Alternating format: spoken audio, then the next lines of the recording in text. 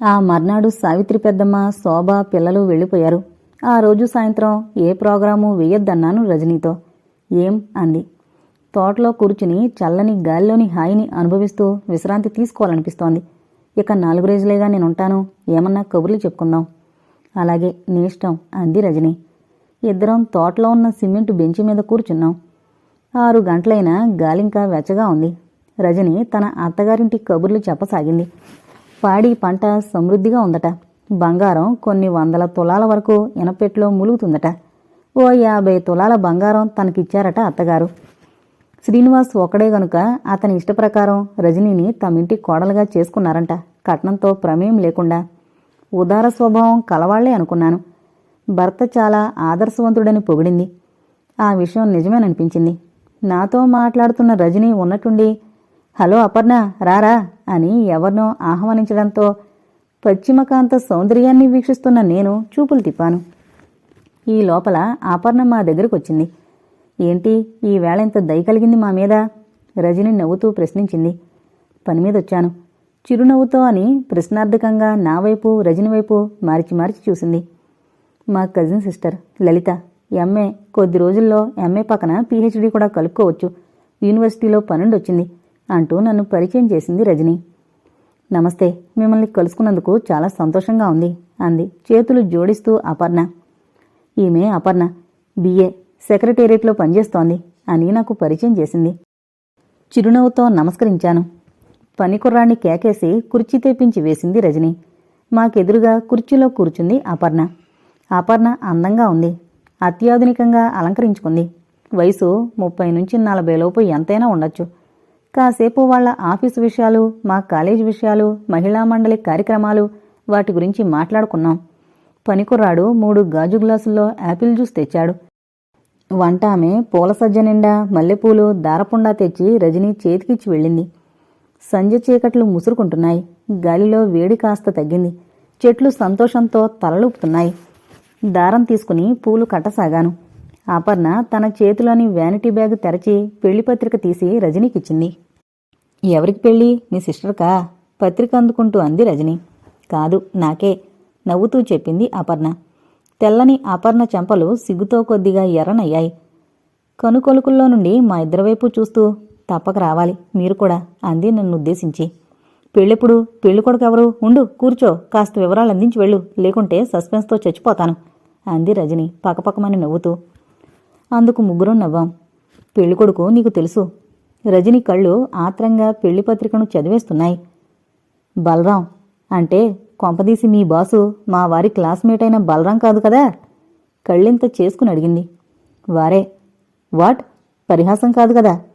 ఇలాంటి విషయాల్లోనా పరిహాసం? కొద్దిగా నొచ్చుకుంటున్నట్లుగా అంది అపర్ణ. అతనికి పెళ్ళయింది, పిల్లలున్నారు, ఈ సంగతి తెలీదేంటి? ఆశ్చర్యంగా అంది రజని. రజనీ మాటలకు నేను ఆశ్చర్యంగా చూశాను అపర్ణ ముఖంలోకి. తెలుసు, కళ్ళు వాల్చి అంది అపర్ణ. తెలిసే చేసుకుంటున్నావా? ఇద్దరూ గవర్నమెంట్ ఉద్యోగులు, మొదటి భార్య ఉండగా రెండో పెళ్లి చట్టసమ్మతం కాదు కదా? ఆవిడ ఆరోగ్యం బాగలేదట. అదో రకంగా నవ్వుతూ అంది అపర్ణ. ఏం, బాగానే ఉందే? ఏమో మరి, అలాగని రామం చెప్పారు. అలాగా, ఒకవేళ మానసికంగా బాగోలేదేమో రజనీ సాలోచనగా అంది. కావచ్చు, నేను వెళతానిక, తప్పక రావాలి. వస్తావు కదూ? మీరు రండి. తప్పకుండా వస్తాను. Hearty congrats. థ్యాంక్స్. అంతవరకు మౌనంగా ఉన్న నేను, ఇదో ఈ మాల తీసుకోండి అన్నాను పూలమాల అందిస్తూ. అపర్ణ మాల తీసుకుని ముడి మీద ఒక పక్కగా అందంగా అమర్చుకుంది. మా ఇద్దరి దగ్గర సెలవు తీసుకుని వెళ్ళిపోయింది. అపర్ణ కనుమరుగయ్యాక వాళ్ళిద్దరూ స్నేహంగా ఉన్న విషయం అందరికీ తెలుసుగాని పెళ్లి చేసుకుంటారని ఎవరం కళ్ళ కూడా అనుకోలేదు. అతనికి భార్య పిల్లలు ఉన్నారు. భార్య ఆరోగ్యంగానే ఉంది. కాకుంటే పెద్ద అందగత్తి కాదు, చదువు లేదు, చాలా సింపుల్గా ఉంటుంది అంది రజని. అయితే మటుకు అర్ధోక్తిలో ఆగి, అతనికి బుద్ధి లేకున్నా ఈవిడికన్నా ఉండాలిగా అనుకున్నాను మనసులో. ఆవిడను బలవంతంగా ఈ పెళ్లికి ఒప్పించుంటారు. ఎంత అన్యాయమో చూడు. పాపం, ఆవిడ ఓ అమాయకురాల్లా ఉంది. ఇద్దరూ కలిసి ఆడిస్తున్నారు. నేనేం కామెంట్ చేయలేదు. మౌనంగా ఆలోచిస్తూ ఉండిపోయాను. 2-3 నిమిషాలు ఇద్దరం మౌనంగా ఉన్నాం. ఏంటంత దీర్ఘాలోచన? రజని అడిగింది. ఏం లేదు, ఒక మాట చెప్తాను, ఏమీ అనుకోవు కదూ? ఏంటన్నట్లు చూశాను. ఇలాంటి స్థితికి దిగజారకముందే పెళ్లి చేసేసుకో. నవ్వుతూ అంది. కొద్ది క్షణాల పాటు మూగదానయ్యాను. గుండె బాధతో జువ్వునలాగసాగింది. నీ సలహాకు శతసహస్ర వందనాలు. పెళ్లి చేసుకోవాలనుకుంటే ఈ పాటికెప్పుడూ అయిపోయి ఉండేది విచలిత కంఠంతో అంది. మొదటేదో ఆదర్శం త్యాగం అంటారు. ఉద్యోగంలో స్థిరపడిపోతారు. కొన్నాళ్లు బాగానే ఉంటుంది. చేతి నిండా డబ్బు, అది ఖర్చు పెట్టుకునేందుకు కావలసినంత స్వేచ్ఛ. తర్వాత ఒంటరి జీవితం విసుగనిపిస్తుంది. ఇదో ఆపరణలా పప్పులో కాలేస్తుంటారు. కాస్త సీరియస్గానే అంది. నీకు ఫ్రెండా తను? మహిళా మండల్లో కలిసింది స్నేహం. ఈ పెళ్లి తనెందుకు చేసుకుంటుందో నీకు తెలుసుండాలి. అంటే ఏదో బలమైన కారణమే ఉండాలి సాలోచనగా అన్నాను. దాన్నే ప్రేమ అంటారు ప్రేమికులు అని పక్కున నవ్వింది. తనకు పెళ్లి కాలేదని అతను మోసం చేసి ఉండకూడదా? ఆవిడ చిన్న పాపాయిగా ఎగతాళిగా అంది. కాదు, ఆడది. కానీ అవతల స్త్రీ గురించి ఆలోచించి ఉండాల్సింది. అయినా అంతా అపర్ణలా ఉండరు. బాధగా ఆవేశంగా అన్నాను.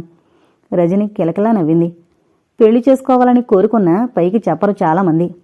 ఆ మాట నాకు అన్వయిస్తుందని ప్రత్యేకించి నేను చెప్పవలసిన పనిలేదు. అంటే లోపల పెళ్లి కోసం ఆరాటపడుతూ పైకి పెళ్ళక్కర్లేదని చెప్పే వాళ్లలో నేనొక దాన్నన్నమాట. పెళ్లి కానందుకు నేను విచారిస్తున్నానని చెప్తే రజని చాలా సంతోషిస్తోంది కాబోలు. కానీ అది నా విషయంలో నిజం కాదే. అయినా పెళ్లి చేసుకోవాలన్న కోరిక యువత యువకుల్లో ఉండడం అసహజం కాదే. పైకి చెప్పనందుకు అభిమానం, సంకోచం, లజ్జ ఇవన్నీ కారణం కావచ్చు. లేదా కొంతమందికి అసలు ఇష్టం లేకపోవచ్చు కూడా అన్నాను. కొంతమంది అన్న పదాన్ని నొక్కి పలుకుతూ. ఆ కొంతమందిలో నేనొకద్దానని రజనీ అర్థం చేసుకోవాలని నా ఉద్దేశం. కానీ రజనీకాంత సులభంగా అలాంటి విషయాలు అర్థం కావు. అర్థం చేసుకునేందుకు ప్రయత్నించదు. అంత విశాల హృదయం ఆమెకు లేదు. అంత అవసరమూ లేదు. ఏదో చెప్పబోయింది రజని. అంతలో శ్రీనివాస్ వచ్చాడు. బలరాం గారు అపర్ణ ఎంతకు తెగించారో చూశారా? విశాలమైన కళ్లను ఇంకా విశాలంగా చేసి అంది రజని. ఏం జరిగింది? కాస్త కుతూహలంగానే ప్రశ్నించాడు. పెళ్లి చేసుకోబోతున్నారు. ఇదో పెళ్లి పత్రిక అపర్ణిచ్చి వెళ్ళింది. శ్రీనివాస్ ఏమనలేదు. మొదట్లో అపర్ణ ఏం చెప్పేది? తనకు పెళ్లి వద్దని చెప్పేది కదూ? సాగదీస్తూ అంది రజని. ప్రేమ పెళ్లి కాబోలు తమాషాగా నవ్వుతూ అన్నాడు శ్రీనివాస్.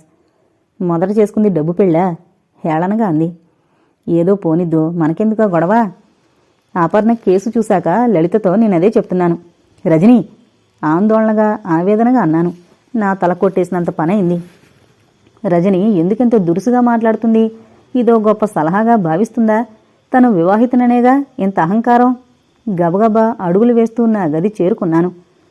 గుండెల్లో ఏదో బాధ. రజనీ మాటలు చెవుల్లో హోరున మారుమ్రోగుతున్నాయి. తనేదో సాధించినట్లు, పెళ్లి కానంత మాత్రాన నేను దేనికి పనికిరాను అన్నట్లు రజనీ మాట్లాడడం బాధగానూ ఆశ్చర్యంగానూ ఉంది. పూర్తిగా మెటీరియలిస్టిక్ అయిన ఈ మనుషుల కళ్లకు ఎదురుగా స్థూలంగా కనిపించేదే మనిషి సాధించిన విజయం కింద లెక్క. కార్లు, మేడలు, బ్యాంకు బ్యాలెన్సు, అధికారము, కీర్తి అతని విజయాన్ని కొలిచే కొలబద్దలు. కానీ సూక్ష్మ దృష్టితో చూస్తేనే గాని ఒక వ్యక్తి సాధించిన అంతర్గతమైన విజయం ఆకలింపుకు రాదు. మానసికమైన సంతృప్తి, సంతోషం, మానవతను, మమతను ఎలాంటి పరిస్థితుల్లోనూ మరిచిపోని సున్నితమైన మనస్తత్వము, సంపాదించిన విజ్ఞానం, అలవరుచుకున్న సంస్కారం ఇదంతా అంతర్గతంగా ఒక వ్యక్తి సాధించిన విజయం కాదా? 200 రూపాయల పట్టుచీర కట్టుకున్నప్పుడు రజనికి ఎంత ఆనందం కలుగుతుందో, మాం పుస్తకం చదవడం పూర్తి చేశాక నాకు అంతే ఆనందం కలుగుతుంది. అయితే అక్కడ నలుగురు పొగిడేందుకు అవకాశం ఉంది. ఇక్కడ అలాంటి దానికి ఆస్కారం లేదు. భర్త అధికారము, హోదా, సంపాదన తాను సాధించిన విజయంగా భావించడం విచిత్రం అనిపిస్తుంది.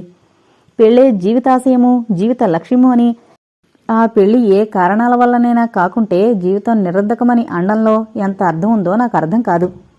నేను కావాలనుకుంటే 4 సంవత్సరాల కిందటే నా పెళ్లి జరుగుండేది. నా ఆశలు, కోరికలు వేరుగా ఉండేవి. పీహెచ్డీ చెయ్యాలి, సాగరమంత విజ్ఞానాన్ని సంపాదించి దాన్ని అందరికీ పంచిపెట్టాలి, నా జీవితం నా దేశ సేవకు అంకితం చెయ్యాలి, ఇందుకుగాను సాధ్యమైనంత వరకు బంధాలు తగ్గించుకోవాలి. ఇదే నా జీవిత లక్ష్యం. దీనికి దోహదకారిగా ఇంటి పరిస్థితులు అలాగే తయారయ్యాయి. మా కోసం అప్పుల పాలై ఆరోగ్యాన్ని నిర్లక్ష్యం చేసి శాశ్వతంగా మాకు దూరమైన అన్న కుటుంబాన్ని ఆదుకోవడం మా అందరి కర్తవ్యం. అయితే ఆ పని చేయదగ్గ స్వేచ్ఛ, స్తోమత ఉన్నదాన్ని నేనే. పెళ్లంటే జైలన్న దురభిప్రాయం నాకు లేదు. మగజాతి పట్ల ద్వేషమూ లేదు. వివాహం చేసుకోవద్దని వేదికలకి ఉపన్యాసాలిస్తూ స్త్రీ జనోద్ధరణ కోసం పాటుపడుతున్నానని ఆత్మవంచన చేసుకోవడం లేదు. పరిస్థితులు వేరు, మనస్తత్వం వేరు. అందుకే వివాహం చేసుకోవాలనుకోవడం లేదు. అలాంటి అభిప్రాయమే ఉంటే ప్రకాష్తో నా పెళ్లి ఎప్పుడో జరిగిపోయి ఉండేది. అవును, 4 సంవత్సరాల కిందటి మాట. ఆ రోజు కాలేజీ నుండి తిరిగి రాగానే హాల్లో కూర్చునున్న అపరిచిత వ్యక్తిని చూసి ఎవరా అనుకుంటూ లోపలికెళ్లాను. కాఫీ ఇస్తూ వదిన చెప్పనే చెప్పింది, మా బాబాయ్ కొడుకు అని. ఓ, ప్రకాష్ అంటుంటావే, అతనేనా? అవును, బొంబాయిలో ఏదో కంపెనీలో పనిచేస్తున్నాడు. మద్రాసు వెళుతూ దారే కదా అని దిగాడట. కాఫీ తాగి నా గదిలోకి వెళ్ళిపోయాను. సంజ చీకట్లు అలుముకుంటున్న వేళ గదిలో కూర్చుని ఏదో పుస్తకం చదువుకుంటున్నాను. లలిత, ఇలారా అంటూ పిలిచింది వదిన. ఎందుకోనని వెళ్ళాను. ప్రకాష్ అక్కడే ఉన్నాడు. ప్రకాష్కేమన్నా పుస్తకాలు కావాలట చదువుకునేందుకు. కేవలం నన్ను ప్రకాష్కు పరిచయం చేసేందుకే వదిన పిలిచినట్లు నిర్ధారించుకునేందుకు అట్టేసేపు పట్టలేదు. ఏమన్నా మ్యాగజైన్స్ ఇమ్మంటారా, లేక ఏదన్నా నవల చదువుతారా? తల తిప్పి ప్రకాష్ ముఖంలోకి చూస్తూ అడిగాను. చామనచాయి రంగులో పొడవుగా బలంగా ఉన్నాడు. చూడగానే పెద్ద అందగాడు అనిపించుకున్నా మగవాడికి అందమెందుకు అనే వాళ్ల కళ్లకు అందంగానే కనిపించొచ్చు. మీ దగ్గరేం నవలున్నాయో నా ముఖంలోకి పరీక్షగా చూస్తూ అన్నాడు. కేటలాగ్ లేదు. మృదువుగా నవ్వుతూ పరిహాసంగా అన్నాను. ప్రకాష్ కూడా నవ్వుతూ, ఉంటుందని నేను అనుకోలేదు అన్నాడు. నా దగ్గరున్న పుస్తకాలు బుక్ ర్యాక్లో ఉన్నాయి. చూస్తానంటే నాకేం అభ్యంతరం లేదు. చూసి కావలసినవి తీసుకుంటాను. ఇద్దరం గదిలోకి వెళ్ళాం. 4 రోజులుండమంటోంది అక్క. చదవనివేమన్నా ఉంటే తీసుకుంటాను. ఈ 4 రోజులు కాలక్షేపం కావద్దు అన్నాడు రేఖలో పుస్తకాలను ఒక్కొక్కటే తీసి చూస్తూ. అయితే కాలక్షేపానికే చదువుతారా పుస్తకాలు? అంతే మరి, ఇంకేమన్నా ప్రయోజనం ఉంటుందంటారా? కాస్త కుతూహలంగానే అడిగాడు. కొద్దిగా విజ్ఞానం. నవలల్లో ఏముంటుంది విజ్ఞానం? విజ్ఞానం అంటే సైన్స్లోలాగా ఫ్యాక్ట్స్ అండ్ ఫిగర్స్ అందించడమే కాదు, ప్రపంచంలోని రకరకాల మనుషుల స్వభావాలను, వారి వేషభాషలను, ఆచార వ్యవహారాలను, వాళ్ల సాంఘిక, ఆర్థిక, రాజకీయ వ్యవస్థలను, వీటిని గురించి తెలుసుకోవడము ఒక రకంగా విజ్ఞానం కాదా? అవుతుందా అన్నాడు సాలోచనగా నవ్వుతూ. మానసిక ఆనందం. కొన్ని పుస్తకాలు చదివినప్పుడు ఆనందం కలగడం నిజమే. భావోద్రేకం అదేంటి? పుస్తకాల్లోని కొన్ని పాత్రలను మెచ్చుకుంటాం, చెడ్డ పాత్రలను ద్వేషిస్తాం. మనకు తెలియకుండానే మంచి పాత్రలను అన్ని విషయాల్లోనూ లేదా కొన్ని విషయాల్లోనూ అనుకరిస్తాం. అదే భావోద్రేకం. ప్రకాష్ తల తిప్పి నా ముఖంలోకి చూస్తూ, అదేంటో నాకు తెలీదు అన్నాడు వింతగా. అవును, మనకు తెలీదు. మనకు తెలియకుండానే ఈ పని జరిగిపోతుంది. అదే సాహిత్యంలోని గొప్పతనం అన్నాను మృదు హాసంతో. షాదొకటి, వర్జీనియా వుల్ఫ్దొకటి 2 పుస్తకాలు తీసుకున్నాడు. బాంబేలో మీరెక్కడ పనిచేస్తున్నారు? వర్లీలో, అటామిక్ ఇన్స్టిట్యూట్లో. ఓ, ఒకసారి మీరు బాంబే రాకూడదు? ఎందుకు? చూసేందుకు. బాంబే చూడవలసిన పట్టణమే. ఈసారి సెలవుల్లో వదిన నేను వస్తాం. తప్పకుండా రండి అని పుస్తకాలు తీసుకుని వెళ్ళాడు. ఆ మర్నాడు సాయంత్రం అమ్మ తప్ప అంతా సినిమాకెళ్ళాం. టిక్కెట్లు నేను కొనబోతున్నా వారించి తనే తీసుకున్నాడు ప్రకాష్. సినిమా అయ్యాక రిక్షాలో ఇల్లు చేరాం. నిద్ర నుండి లేచిన వదిన చిన్న కొడుకు ఏడుస్తుంటే ముందు గదిలో మంచం మీద పడుకోబెట్టి నిద్రపుచ్చుతోంది వదిన. నేను, ప్రకాష్, మిగతా 3 పిల్లలు భోంచేస్తున్నాం. నేను వడ్డించానందరికీ. బాంబేలో ప్రతిదీ చాలా కాస్ట్లీనే అన్నాడు ప్రకాష్. ఇక్కడ 400 అయ్యే ఖర్చు అక్కడ 1000కి పైగా అవుతుంది. అలాగని చాలామంది చెప్పగా విన్నాను. అంటే మీ 500 నా 1000 రూపాయలకు సమానమన్నమాట. ఇంకా తక్కువే అని నవ్వాడు. తన జీతం 1000 రూపాయలని చెప్పడం అన్నమాట. అక్కడ ఆకర్షణలు జాస్తి. అంటే సినిమాలు, డ్యాన్సు ప్రోగ్రాంలు, ఎగ్జిబిషన్స్ మొదలైనవి. అన్నింటికీ వెళ్లాలని అనిపిస్తుంది. వీటికి తోడు పార్టీలు, పిక్నిక్లు. డబ్బు వెనకేయడం చాలా కష్టమైన పని. అంటే వేలకు వేలు బ్యాంకులో లేవని చెప్పడం కాబోలు. ఇంటికి ఎంత పంపుతావు? అప్పుడే వచ్చిన వదిన అడిగింది. 400. అంతేనా? మిగతా డబ్బంతా ఏం చేస్తావు? కట్స్ అన్నీ పోగా 400 చేతికొస్తుంది. బ్రహ్మచారిగాణ్ణని స్నేహితులు 20, 50 చేబదుళ్ళు తీసుకుంటారు. అదంతే, తిరిగి రాదు. వాళ్ళ ఇబ్బందులు చూస్తూ అడగలేను. బాగుంది వరస. నీకు త్వరగా పెళ్లి చేయడమే మేలనిపిస్తోంది అని నవ్వింది. ఈ వివరాలన్నీ ఎందుకు చెప్తున్నట్టు? కాలక్షేపానికేమో. నేనెందుకు అపార్థం చేసుకోవాలి? బాంబేలోని వింతలు, విడ్డూరాల గురించి మరో అరగంట సేపు చెప్పాడు. వదిన, నేను, పిల్లలు ఆసక్తిగా విన్నాం. పడుకునేసరికి 11 దాటింది. మరి 2 రోజులున్నాడు ప్రకాష్. ఈ 2 రోజుల్లో 1 అర అది అవసరమైతే తప్ప ఎక్కువగా మాట్లాడుకోలేదు. 2వ రోజు సాయంత్రం వదిన దూరపు బంధువులెవరో ఉంటే చూసొస్తానంటూ వెళ్ళింది పిల్లలతో సహా. అన్న చనిపోయిన 3 సంవత్సరాల కాలంలో ఒక్కసారి వాళ్ళ అక్కగారింటికి తప్ప గడప దాటి బయటకు వెళ్ళలేదు వదిన. ఆ రోజు వెళ్ళడం నాకు ఆశ్చర్యంగానే ఉంది. అమ్మకు సాయంకాలం పూట సందులో మంచం వేసుకుని పడుకోవడం అలవాటు. నేను గదిలో కూర్చుని చదువుకుంటున్నాను. సారీ, మిమ్మల్ని డిస్టర్బ్ చేస్తున్నట్టున్నాను అన్న మాటలకు పుస్తకంలో నుండి తలెత్తి చూశాను. ప్రకాష్ గదివాకిట్లో నిల్చునున్నాడు. నేను పుస్తకం మూసిపెట్టి మౌనంగా అతని ముఖంలోకి చూశాను. మీతో 5 నిమిషాలు మాట్లాడాలి. ఆశ్చర్యపోయాను. నా ఆశ్చర్యాన్ని పైకి కనిపించనీయక కూర్చోండి అంటూ కుర్చీ చూపాను. ఓ నిమిషం మౌనంగా జరిగిపోయింది. అతని వాలకం చూస్తే మాటల కోసం తడుముకుంటున్నట్లు, ఏదో ఇబ్బందిగా ఫీల్ అవుతున్నట్లు అనిపించింది. రేపు వెళ్ళిపోతున్నాను. ఇంకో 2 రోజులు ఉండకూడదు? కేవలం మర్యాద కోసమే అన్నాను. వీలు కాదు, సెలవైపోయింది. మద్రాసు వెళ్ళి పని చూసుకుని తిరిగి బాంబే వెళ్లేందుకే సెలవుంది. పుస్తకంలో పేజీలు తిప్పసాగాను. అక్క మీతో ఏమన్నా చెప్పిందా? లేదు. లేదా? నేనిక్కడికి ఎందుకు వచ్చాననుకుంటున్నారు? ఇదేం ప్రశ్న? నవ్వాను. మీకు తెలీదన్నమాటేగా? అతని కళ్ళల్లో ఏదో కాంతి. తెలుసు అన్నాను, ఓడిపోవడం ఇష్టం లేక. చెప్పండి చూద్దాం. మద్రాసు వెళుతూ వదిన్ని పిల్లలను చూసేందుకు దిగారు. అసలు కారణం అది కాదు. తల అడ్డంగా ఊపుతూ చిరునవ్వుతో అన్నాడు. మరేంటో?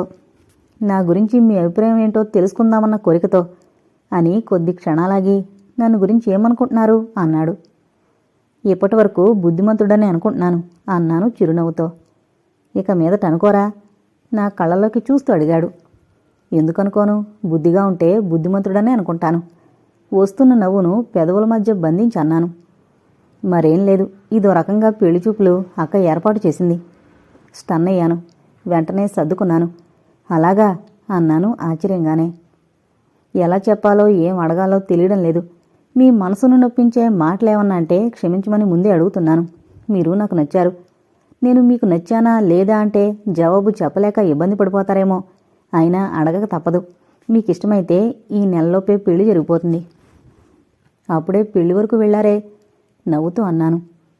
నేను మీకు నచ్చలేదన్నమాట. ముఖం చిన్నబుచ్చుకుని అన్నాడు. మీరే కాదు, ఎవరూ నచ్చరు. ఎందుకని? పెళ్లి చేసుకోవాలనుకోవట్లేదు. నిజంగానా? మీతో హాస్యమాడవలసిన అవసరం నాకు లేదు. మరి అక్క వీలైనంత తొందరలో పెళ్లి చేయాలనుకుందే? అదే వదించేసిన పొరపాటు. నాకు చెప్పకుండా మీకు ఉత్తరం రాయడం తొందరపాటే. ఎందుకని పెళ్లి చేసుకోవాలనుకోవడం లేదు? కారణం తెలుసుకోవచ్చా? మీకు అనవసరం. కాస్త కటుగానే అన్నాను. ప్రకాష్ ముఖం ముడుచుకుపోయింది. క్షమించండి, మీ మనసు నొప్పించానేమో అన్నాను. 2 నిమిషాలు మౌనంగా నిల్చున్నాడు. తర్వాత బరువుగా 2 అడుగులు ముందుకు వేసి మళ్లీ వెనక్కి తిరిగి, మీ అభిప్రాయం ఎప్పటికీ మార్చుకోరా అన్నాడు. నా అభిప్రాయాన్ని మార్చుకోవడం అంటూ జరిగితే మీకు తప్పక ఉత్తరం రాస్తాను. మరిచిపోరు కదూ? ఆ మర్నాడు ఉదయం ప్రకాష్ వెళ్ళిపోయాడు. అతను లోపల బాధపడుతున్నట్లు అతని ముఖ వైఖరే చెప్తోంది. పెళ్ళే వద్దన్నవటగా? ప్రకాష్ వెళ్ళిపోయాక అడిగింది వదిన. అవును. ఎందుకని? కోపంగా అడిగింది. ఎందుకో నీకు తెలుసు. నన్నెంత దాన్ని చేసిన నా అన్న కుటుంబానికి నేనెంతో రుణపడున్నాను. పెళ్లి మానుకోవడమే కాదు, ప్రాణమైన ఇస్తాను. వదిన కళ్ళ నుండి నీరు జారింది. మా కోసం అంత త్యాగం చేయకమ్మా లలిత అంది. త్యాగమా? పెళ్ళే జీవిత సర్వస్వమని నేను అనుకోవడం లేదు. అందుకనే త్యాగం లాంటి పెద్ద పెద్ద పదాలు ఉపయోగించొద్దని కోరుతున్నాను అన్నాను వ్యధిత కంఠంతో. నీ సుఖ సంతోషాల మాట అటుంచు. అవివాహితగా ఉన్న స్త్రీ ఎన్నో సమస్యలను ఎదుర్కోవాలి. లోకం క్షణక్షణం ఆమె శీలాన్ని శంకిస్తుంది. ఏ చిన్న అవకాశం దొరికినా నువ్వు అతి ప్రాణప్రదంగా చూసుకునే శీలానికి కళంకం తెచ్చేందుకు నీ చుట్టూ ఉన్న వాళ్లలో చాలామంది కాచుకునుంటారు. అంతవరకు ఎందుకు? సాటి స్త్రీలే నీ శీలాన్ని శంకించి నీ మనశ్శాంతిని హరించి నిన్ను అధపాతాళానికి తోసేసేందుకు ప్రయత్నిస్తారు. నీకు లోకం సంగతి తెలీదు లలిత, నాకు తెలుసు. అనుభవంతో కొంత, నలుగురిని చూసి కొంత తెలుసుకున్నాను. నా మాట విను. ఇప్పటికీ మించిపోయింది లేదు. ప్రకాష్కు నేను జాబ్ రాస్తాను అంది గద్గద స్వరంతో. లోకంతో నాకు పనిలేదు. అది నన్ను గురించి ఏమనుకున్నా నేను లెక్కబెట్టను. నా లక్ష్యాన్ని చేరుకునేందుకు చివరి ఘడియ వరకు పోరాడుతూనే ఉంటాను. నా మార్గా నుండి నన్ను మళ్లించేందుకు ప్రయత్నించకండి. కాంతులీనే ఈ చిన్నారుల కళ్లల్లో కన్నీటిని చూడలేను. తండ్రి లేడన్న లోటు లేకుండా వీళ్లను పెంచుతాను. చిన్నవాడిని దగ్గరకు తీసుకునన్నాను. ఆ పని చేయవలసింది నువ్వు కాదు, నేను అంది వదిన తన అసహాయ స్థితికి కుమిలిపోతూ. నిజమే, కానీ వీళ్ళనెలా పెంచి పెద్ద చేస్తావు? ముష్టెత్తి వదినా దిమ్మెరిపోయాను. పోనీ 4 ఏళ్లలో పాచి పని చేస్తాను. లలిత చనిపోయిందనుకున్నావు వదినా? నేను చనిపోయాక అలాంటి విషయాలన్నింటి గురించి ఆలోచించు, ఇప్పుడు కాదు. పెళ్లి చేసుకుంటే ఏం లలిత, చేసుకుని మాకు సాయం చేయకూడదు? ఎలాగైనా నన్ను పెళ్లి కొప్పించాలన్న ఉద్దేశంతో అంది. ఇద్దరక్కలు పెళ్లిళ్ళు చేసుకున్నారుగా, పోనీ వాళ్ళను సహాయం అడుగు, ఏమాత్రం చేస్తారో చూస్తాను బరువుగా నవ్వుతూ అన్నాను. ప్రకాష్ మంచివాడు, పైగా నాకు బాబాయ్ కొడుకు. మంచి చెడు అన్నవి ముందుగా ఎలా తెలుస్తాయి? పైగా వాళ్ళ కుటుంబానికి సాయం చేయాలి. ఏదో కొద్ది నెలలో లేదా ఒక సంవత్సరమో, మరీ మంచివాడైతే కొద్ది సంవత్సరాలో సాయం చేసేందుకు అనుమతిస్తాడే గాని సంవత్సరాల పర్యంతం జీవితకాలమంతా సాయం చేసేందుకు ఎవరూ ఒప్పుకోరు. ఆ విషయం నేను ఖచ్చితంగా చెప్పగలను. అలాగని నీ జీవితాన్ని నాశనం చేసుకుంటావా? అందుకు నేను ఒప్పుకోను. నేను నా జీవితాన్ని నాశనం చేసుకోవడం లేదని నాకు బాగా తెలుసు. ఈ విషయంలో నీ అంగీకారం నాకు అక్కర్లేదు. నా నిర్ణయం మారదు స్థిర గంభీర స్వరంతో అన్నాను. అంతే. వదిన ఆ తర్వాత పెళ్లి ప్రస్తావన తేనేలేదు.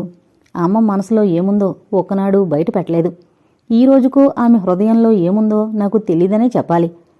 పెళ్లిని గురించి నేను ఆలోచించడం లేదు. అలాంటి ఉద్దేశం లేదు గనుక అలాంటి ఆలోచన లేదు. కాలేజీ నుండి రాగానే అత్త అత్త అంటూ నన్ను చుట్టేసే పిల్లల కళ్లల్లోని కాంతి, వాళ్ల గుండెల్లో పొంగే ఆనందం, వాళ్ల జీవితాలకు ఏర్పడిన నిశ్చింత, ఇవన్నీ చూస్తుంటే నా జీవితంలో ఒక మంచి పని చేశానన్న భావం ఏర్పడ్డమేగాక అది రోజురోజుకు బలపడుతూ వస్తుంది. దాంతోపాటు నా రీసెర్చి పని కూడా నిర్విఘ్నంగా సాగిపోతుంది. ఎలాంటి అశాంతికి అసంతృప్తికి నా హృదయంలో స్థానం లేదు. ఎందుకంటే జీవిత లక్ష్యానికి దగ్గరగా వస్తున్నానన్న భావనే అందుకు కారణం కావచ్చు. నేను పెళ్లి చేసుకోవాలనుకుంటే ఎప్పుడో ప్రకాష్తో జరిగిపోయి ఉండేది. ఈ విషయం రజనీకి తెలుసు. తెలిసి ఇలా మాట్లాడుతుందంటే ఏమనుకోవాలి? లేదా నా మాటల మీద నమ్మకం లేకుండానైనా ఉండాలి. చీకట్లయితే ఆలోచనలకు అంతరాయం ఉండదనా లైట్ వేసుకోలేదు అంది రజని. నాకు తెలియకుండానే చెంపల మీద కన్నీరు జారుంది. గబగబా తుడుచుకున్నాను. మరుక్షణం గదంతా వెలుగుతో నిండిపోయింది. భోంచేద్దాన్రా అంది రజని. మౌనంగా ఆమెను అనుసరించాను. మరి 2 రోజులు జరిగిపోయాయి. 3వ రోజు ఉదయాన్నే మొహం కడుక్కుందామని పెరట్లోకి వెళ్ళాను. రజని చాలా హడావిడిగా అటు ఇటూ తిరుగుతూ పని కుర్రాడికి, వంట మనిషికి, ఆఫీసు ప్యూన్లకు పనులు పురమాయిస్తోంది. పళ్ళు తోమడం ప్రారంభించాను. 5 నిమిషాల్లో ఆ పని పూర్తి చేసి కాఫీ కోసం డైనింగ్ రూంలోకి వెళ్ళాను. పిన్ని నన్ను చూడగానే కళ్ళు తుడుచుకుని ముక్కు చీదేసింది. మరుక్షణం పైట చెంగుతో ముఖం దాచుకుని పెద్దగా ఏడవసాగింది. నేను బెత్తరపోయాను. ఏంటి కారణం? శ్రీనివాస్ క్యాంపులో ఉన్నాడు. కొంపతీసి అతనికేమన్నా ప్రమాదం జరగలేదు కదా?